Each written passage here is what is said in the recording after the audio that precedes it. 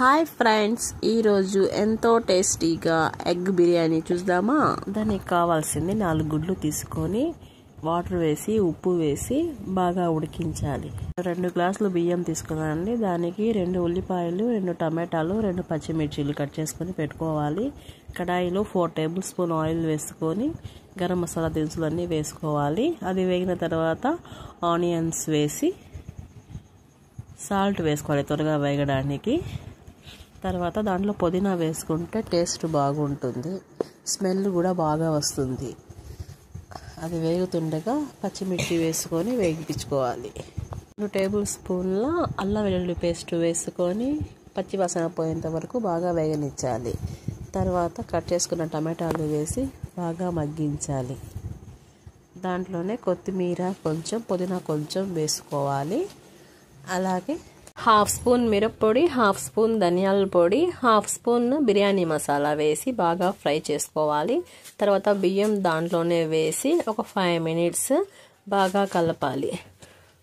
అంటే ఎక్కువగా మిక్స్ చేయకుండా లైట్గా కలుపుతూ వాటర్ తగినంత నీళ్లు పోసుకోవాలి. 1 గ్లాస్కి 2 గ్లాసెస్ వాటర్ వేసుకోవాలి. దాంట్లోనే తగినంత ఉప్పు వేసుకొని కలిపి, అది స్లో మోషన్లో వచ్చేసింది వీడియో అండి, నేను చూసుకోలేదు. టేస్ట్ అయితే ఎక్సలెంట్ అండి ఎగ్ బిర్యానీది. కుక్కర్ మూత వేసేసి 2 విజిల్స్ పెట్టుకోవాలి. 2 విజిల్స్ పెట్టుకొని ఆఫ్ చేసేయాలి. ఉడికించిన గుడ్లని పైన తీసేసి దాన్ని చాకుతో సైడ్స్కి కట్ చేసుకోవాలి. చుట్టూరా కట్ చేసుకుంటే దాంట్లో కారం లోపలికి వెళ్తుందండి. కడాయి పెట్టుకొని దాంట్లో కొంచెం పసుపు, కొంచెం మిరప్పొడి వేసి ఆ ఆయిల్లో ఒక 5 మినిట్స్ దాకా బాగా ఫ్రై చేసుకోవాలి. ఇప్పుడు కుక్కర్ మూత తీసేసి, అన్నం అంతా బాగా ఉడికిపోయిందండి. దాంట్లో ఈ ఎగ్స్ వేసుకోవాలి.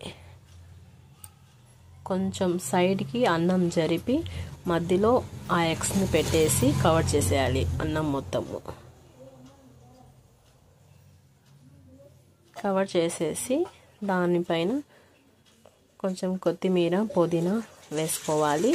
నెయ్యి కూడా 1 స్పూన్ వేసుకోవాలి. నాకు మిస్ అయింది. దాంట్లో మిగిలిన ఆయిల్ ఉంటుంది కదా, అది మొత్తం దానిపైన వేసేయాలి.